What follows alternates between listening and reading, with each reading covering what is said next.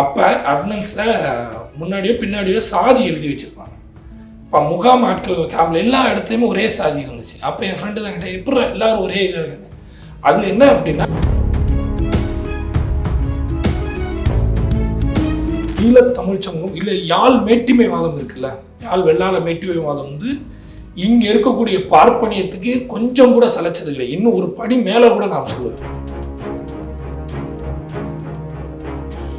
அதாவது ஆஸ்திரேலியா வெள்ளை இன சமூகங்கள் அகதிகள் வரவேற்றதுக்காக இல்லை அகதிகளுக்கு எதிராக ஒரு சட்டம் போட்டால் போராட்டங்கள் நடத்துகிறாங்க. நான் நிறைய போராட்டங்கள் இப்படி பார்த்துருக்கேன். ஆனால் தமிழ்நாட்டில்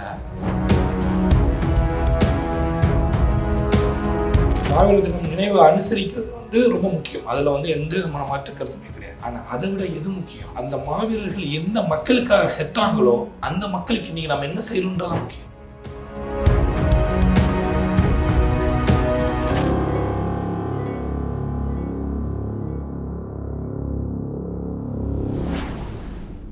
விசில் டிவி நேயர்களுக்கு வணக்கம். நான் உங்கள் தீபிகா நடராஜன்.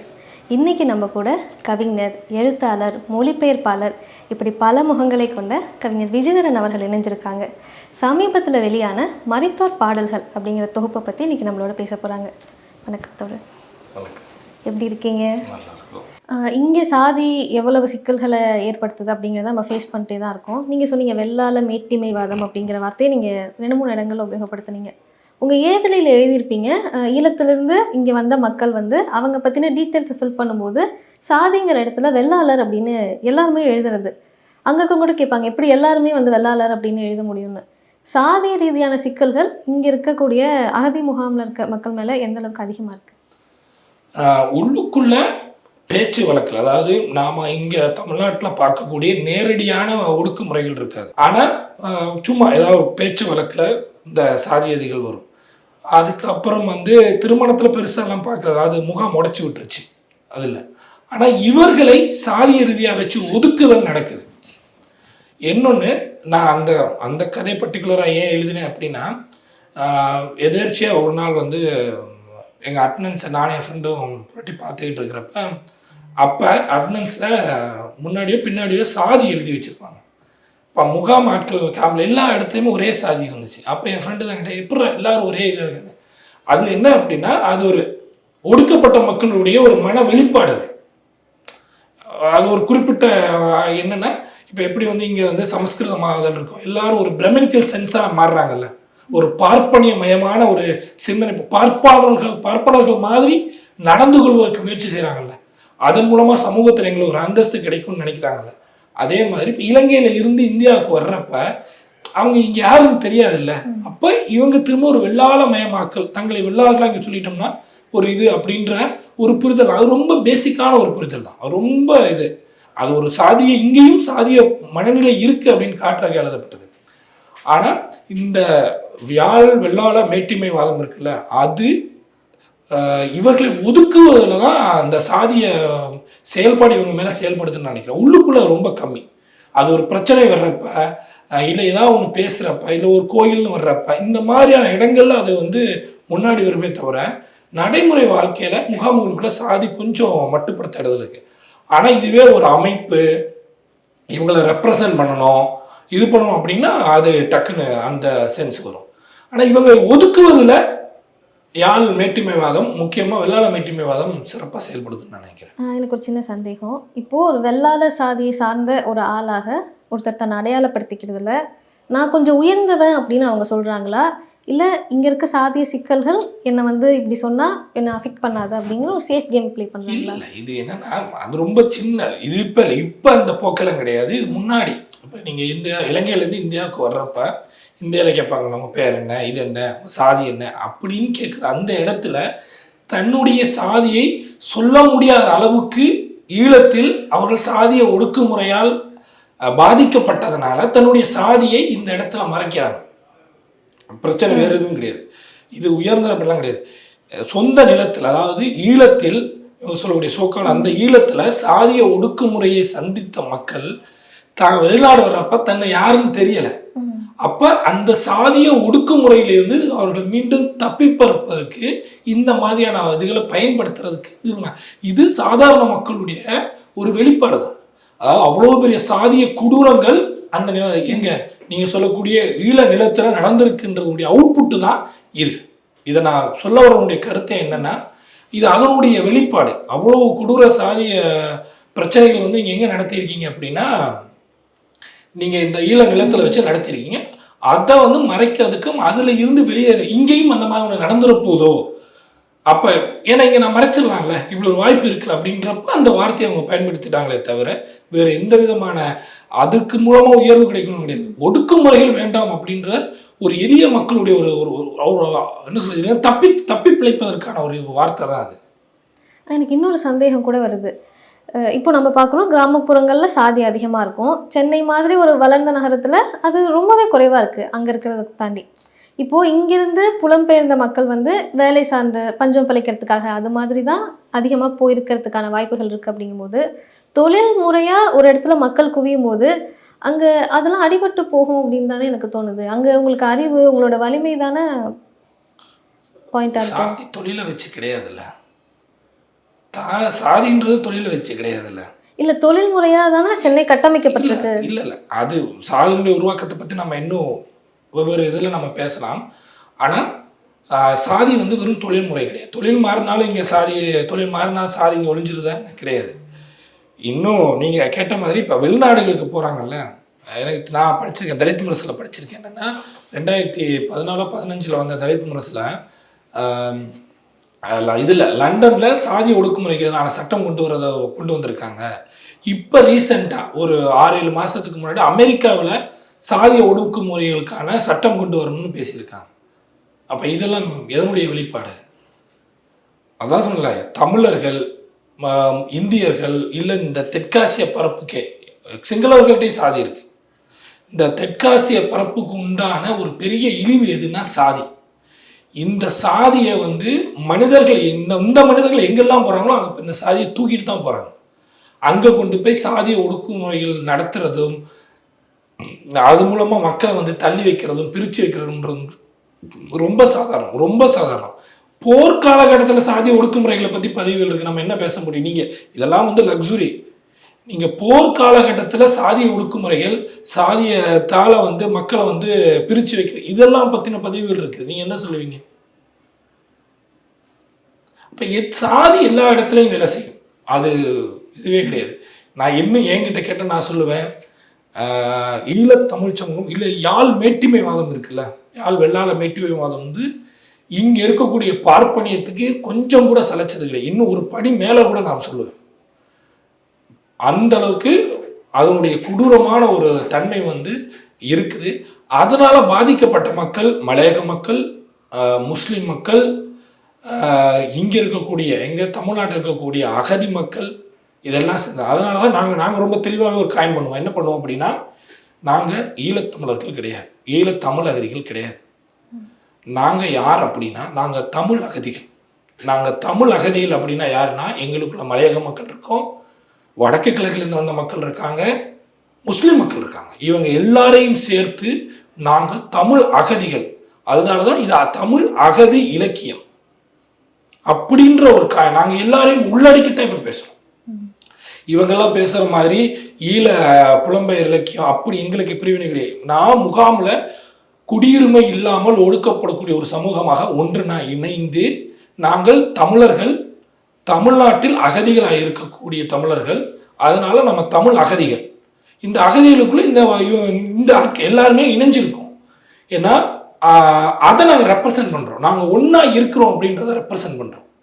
இவங்க சொல்லக்கூடிய இந்த யாழ் மேட்டிமைவாதம் இல்லை ஈழ தேசியம், ஈழ தமிழ் தேசியத்துக்குள்ள நாங்கள் கிடையாது, அந்த இலக்கிய வகைமைக்குள்ளேயும் நாங்கள் கிடையாது, அவங்களுடைய அரசியல் வகைமைக்குள்ளேயும் நாங்கள் கிடையாது. நாங்கள் ஒன்றா நின்று ஒன்றாக எங்களுடைய பிரச்சனைகளுக்காக குரல் கொடுக்கவும் தொடர்ந்து எழுதவும் போராடுறதுக்கு முன்னாடி இருக்கக்கூடியவங்க அப்படின்றது. எங்களுக்கு சாதியோ இல்லை பொருளாதார வர்க்க பின்னணியோ எங்களுக்கு தேவையில்லை. நாங்களாம் ஒன்றாக இந்த இடத்துல நிற்கிறோம். எங்களுடைய பேசும் மொழி தமிழாக இருக்குது. அதனால் தமிழ் பேசும் மக்கள் குழுமமாக நாங்கள் தமிழ் அகதிகள் என்ற வார்த்தையும் தமிழ் அகதி இலக்கியம் என்ற வார்த்தையும் பயன்படுத்துகிறோம். நல்லது தொடர். நீங்கள் பேசும்போது ஒன்று சொன்னீங்க, இந்தியாவில் ஒரு 8 கோடி பேர் இருக்காங்க, அகதியெல்லாம் ஒரு 1.5 லட்சம் பேர் இருக்காங்க, இவங்களை சேர்த்துக்கிறதுல என்ன பிரச்சனை உங்களுக்குன்னு. நீங்க எதையாவது அட்ரஸ் பண்றீங்களா? இது பிரச்சனையா இருக்கும், இதனால தான் இவன் நம்மள எடுத்துக்க மாட்டேங்கிறான்னு. இல்லை, என்னன்னா ஒரு நிலத்தில் இன்னொரு நிலத்தை ஆற்றில் இணைத்துக் கொள்வது அப்படின்றது வந்து எடுத்த உடனே பொதுமக்களுடைய ஒரு இதுக்கு வந்து அவங்க எப்படி சேர்த்துக்கிறது அப்படின்ற ஒரு நம்ம ஒன்றா இருக்கக்கூடிய ஒரு நிலத்துல வந்து அவங்க ஃபீல் பண்ணுவாங்கல்ல, ஒரு சின்ன ஹெசிடேஷன்ஸ் இருக்கலாம். அதே மாதிரி முன்னாடி சொன்ன மாதிரி இந்த ஈழ போராட்டத்தினுடைய வன்முறைகளால் தமிழ்நாடு நிறைய பாதிக்கப்பட்டிருக்கு. இது ஒன்று. அதே மாதிரி இந்த ஒரு சில இடங்களில் வந்து ஒரு சில அரசியல் பிரச்சனைகள் உருவாயிருக்கு. அதனால் இவர்கள் மீது வந்து தேவையில்லாத ஏதாவது ஒரு டேக் ஃபிட் பண்ணுறதுல நிறைய பேர் முயற்சி பண்ணுறாங்க. இப்போ ஈழத்தமிழர்கள் அப்படி, அதாவது தமிழ் அகதிகள் அப்படின்னாலே வன்முறையாளர்கள், தீவிரவாதிகள், இல்லை ஏதாவது செஞ்சு அப்படின்ற ஒரு ஃபோபியா வந்து லைட்டாக ஒரு ஒரு ஒரு சர்க்கிளில் இருக்கத்தான் செய்யுது. இதுக்கும் தமிழ் அகதிகளுக்கும் எந்த சம்பந்தமும் கிடையாது. அவர்கள் இங்கு வாழ்வதற்கும் இங்கே இந்த தமிழ்நாட்டு மக்களாகத்தான் அவங்க உணர்றாங்க, இந்தியர்களாகத்தான் உணர்றாங்க. தமிழ்நாட்டு மக்களாக சொல்லுங்க, அவங்க ஒரு சின்ன விஷயம் பண்ணால் கூட அது ரொம்ப பெருசாக இது பண்ணக்கூடிய வாய்ப்பு இருக்குது. அப்படி இருக்கிறப்ப இது ஒரு யதார்த்தம். இவர்களுக்கு நாம் வந்து இந்த நிலத்தில் வாழ்வதற்கான உரிமை இருக்குது அப்படின்றத நம்ம உருவாக்கணும். இன்னும் சொல்ல போனால் இந்த முகாமில் இருக்கக்கூடிய 60% மலையக தமிழர்களுக்கு இந்த தமிழ்நாட்டினுடைய பூர்வீகம் இருக்குது. அப்போ அவர்களுக்கு இன்னும் உரிமை இருக்குது. இன்னும் சொல்ல போனால் 1967 போடப்பட்ட மலையக தமிழர்களை திரும்பி தாயத்தின் இந்தியாவுக்கு திரும்ப வைப்பதற்காக போடப்பட்ட ஒப்பந்தத்தில் இவ்வளவு பேர், அதாவது 7 லட்சம் பேர் 7.5 லட்சம் பேர் நாங்கள் எடுத்துக்கிறோம் அப்படின்னு சொல்லக்கூடிய இடத்துல 1.5 லட்சம் பேரை இன்னும் குடியுரிமை கொடுக்கல. பேலன்ஸ் இருக்கு, இந்தியாட்ட இருக்குது. அப்போ இந்த மக்கள் தங்களுடைய உரிமையை கேட்கலாம். மற்ற வடக்கு கிழக்கு தமிழர்கள் இதை வந்து 30 வருஷம் இங்கு இருந்ததுனால அதையும் உரிமையாக கேட்கலாம். ஆனால் மக்கள் சமூகத்தோட ஒன்றிணைகிறப்ப முன்னாடியே இங்கே உருவாக்கப்பட்ட ஒரு கருத்திகள் இருக்குல்ல, இவர்கள் வந்து இதெல்லாம் பண்ணுவாங்களா அதெல்லாம் அப்படின்ற ஒரு டேக் லைன்ஸை வந்து நாங்கள் ரிமூவ் பண்ணணும். அதுக்கும் இந்த மக்களுக்கு எந்த சம்பந்தமும் கிடையாது. இவர்கள் அன்றாடமாக தங்களுடைய வாழ்வை இந்த சமூகத்தோடு ஒன்றிணைந்து வாழ்வதற்கு கேட்கக்கூடிய மக்களாக தான் இருக்காங்க அப்படின்றத வந்து திரும்ப திரும்ப நம்ம வந்து பேச வேண்டியதாக இருக்குது. எல்லாத்தையும் பேச வேண்டியதாக இருக்குது. வச்சு பாருங்க, நாங்களே எல்லாத்தையுமே பேச வேண்டியதாக இருக்குது. இதை எல்லாரும் பேசணும். இந்த மக்களை ஒன்றிணைப்பதற்கு, இந்த தமிழ் சமூகத்தோடு ஒன்றிணைந்து வாழ்வதற்கு ஒரு மொழி பேசணும். கிட்டத்தட்ட வந்து பண்பாட்டு அளவிலையும் வந்து பெரிய வேறுபாடுகள்லாம் கிடையாது.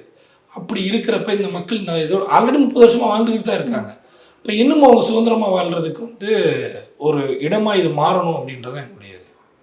நல்லது தோழர். உங்கள் ஏதிலி வந்து ஒரு 2017-18 அந்த டைமில் வருது. அதில் இந்த எல்லா சிக்கல்களை பற்றியுமே நீங்கள் எழுதியிருக்கீங்க. இப்போ அந்த காலகட்டத்திலேருந்து ஒரு 7 வருஷம் ஆயிடுச்சு. அந்த இருக்கும் இப்போ தளர்ந்துருக்கா, இல்லை இன்னுமே வந்து கேம்ப் செட்டப் அப்படி தான் இருக்கா? இல்லை, இப்போ என்னென்னா, இப்போ முக்கியமாக வந்து திமுக அரசு வந்ததுக்கு அப்புறமா வீடுகள் கட்டி கொடுக்குறாங்க. அது ரொம்ப முக்கியமான ஒரு விஷயமா நான் பார்க்குறேன். ஏன்னா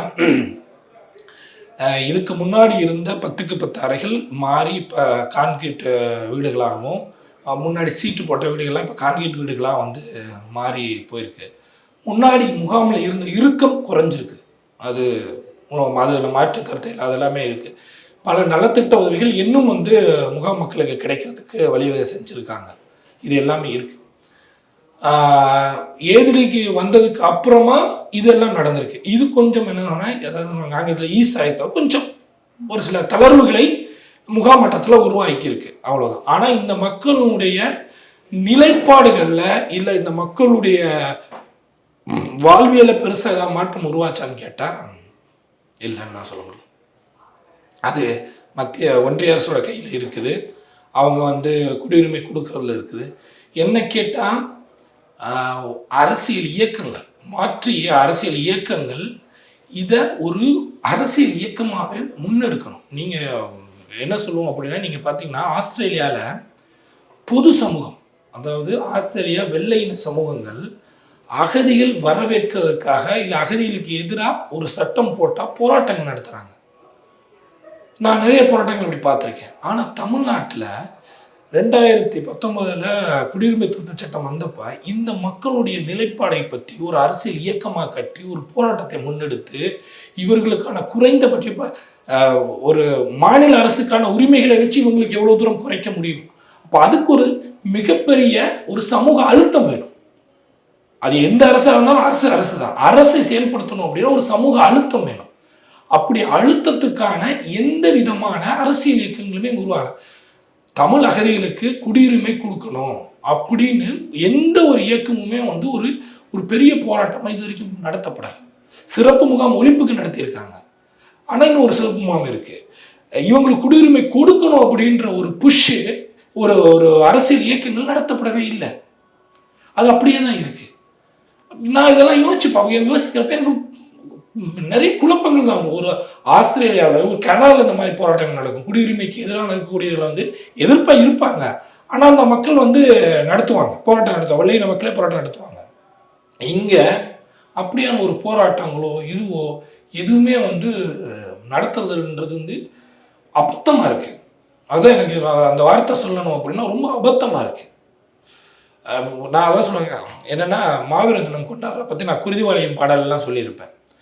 என்ன அப்படின்னா, மாவீர தினம் நினைவு அனுசரிக்கிறது வந்து ரொம்ப முக்கியம். அதில் வந்து எந்த விதமான மாற்று கருத்துமே கிடையாது. ஆனால் அதை விட எது முக்கியம், அந்த மாவீரர்கள் எந்த மக்களுக்காக செத்தாங்களோ அந்த மக்களுக்கு இன்னைக்கு நம்ம என்ன செய்யணுன்றதான் முக்கியம். வெறும் அதை மட்டுமே நினைவு கூறுவது மட்டும் உங்களுக்கு பெரிதாகப்படுது. ஆனால் இந்த அவர்களுடைய எந்த மக்களுக்காக அவர்கள் செத்தார்களோ அந்த மக்களுக்காக எதுவுமே செய்யல. நாடுன்றது என்ன, நிலமா மக்களா? மக்கள் தானே. அப்ப அந்த மக்களுக்கு தானே ஈழம்ன்றது என்ன, உண்மையாவே நீ ஈழப்பட்ட அதுல இருந்து பாதிக்கப்பட்ட மக்களுக்கு தானே உதவி செய்யணும். ஆனா ஈழ அடையாளங்களை மீண்டும் மீண்டும் கட்டமைப்பது மூலமாக, ஈழ போர் வீரங்களை மீண்டும் மீண்டும் கட்டமைப்பதன் மூலமாக இவர்கள் திரும்ப திரும்ப அந்த ஈழ போராட்டத்தினால் பாதிக்கப்பட்ட மக்களை இன்னும் பாதிப்படைய வைத்துக் கொண்டிருக்கிறார்களே தவிர அந்த மக்களுக்கு எதுவும் செய்ய மாட்டேங்கிறாங்க. நம்ம சமூகமாகவே கொஞ்சம் மாற வேண்டியது இருக்கு இல்லையா? இங்கே இருக்க அரசியல்வாதிகள் எதை பேசுகிறாங்க, இவங்களுக்கு என்ன தேவைப்படுது அப்படின்னுலாம் நம்ம நிறைய வளர வேண்டி இருக்குன்னு நினைக்கிறேன் உங்கள்கிட்ட பேசும்போது. கண்டிப்பாக இலக்கியமாக இருக்கட்டும், அரசியல் உரையாடலாக இருக்கட்டும், எல்லாருமே வந்து நாம் புரிந்து கொள்ள வேண்டியது என்ன அப்படின்னா, எந்த அரசியலுக்கும் பின்னாடியும் எந்த ஒரு இன மக்களுக்கு பின்னாடியும் பேசக்கூடிய அரசியலை வந்து அந்த மக்களுடைய ஒடுக்கப்பட்ட இடத்துல இருந்து தான் ஆரம்பிக்கணும். அப்படி ஆரம்பிக்கிறப்ப தான் அது வந்து எல்லாருக்குமான அரசியலாக போய் முடியுமே தவிர, அந்த ஒரு குறிப்பிட்ட நிலத்தினுடைய மக்களில் இருக்கக்கூடிய எலைட்ஸை பற்றியோ இல்லை வாய்ப்பு இருக்கிறவர்கள் பற்றி பேசப்படுறது வந்து அது எந்த காலத்திலும் சரியான அரசியலாக இருக்காது. அந்த இடத்தில் ஒடுக்கப்பட்டவர்கள் உழைக்கும் வர்க்கத்தினுடைய போராட்டத்தை பேசுவது தான் அடிப்படையாக இருக்கும். அந்த அடிப்படையில் தான் மருத்துவர் பாடலையும் நாங்கள் கொண்டு வந்தோம். ஏன்னா சாதாரண மக்களுடைய குரல்கள் தான் இங்கே பேசப்படும். சாதாரண அகதி மக்களுடைய குரல்கள் தான் இலக்கியமாக்கப்படணும், அது பேசப்படணும், அது தீர்வுகள் நோக்கி நகரணும். அதுதான் ஒரு இலக்கியத்தின் பணி, ஒரு மனிதர்களுடைய பணி, ஒரு அரசியல் செயல்பாட்டாளர்களுடைய பணியாக இருக்க முடியும். நம்ம நிறைய பேசியிருக்கோம். அங்கே காசாவில் இருக்கக்கூடிய போர், அங்கே தொடங்கி இங்கே ஈழப்போர், நம்மளோட தமிழ்நாட்டில் என்னென்ன சிக்கல்கள் இருக்குது அப்படின்னுலாம் வந்து ரொம்ப நிறைய பேசியிருக்கோம். சரியான நபர்களுக்கு இது போகணும் அப்படிங்கிறதா ஸ்டில் நம்மளோட விருப்பமும் கூட. நம்புவோம் போகட்டும், கொஞ்சம் கொஞ்சமாக இதெல்லாம் சீக்கிரமே மாறட்டும் அப்படின்னு நம்புவோம். உங்களோட நேரத்துக்கு ரொம்ப நன்றி தோழர்.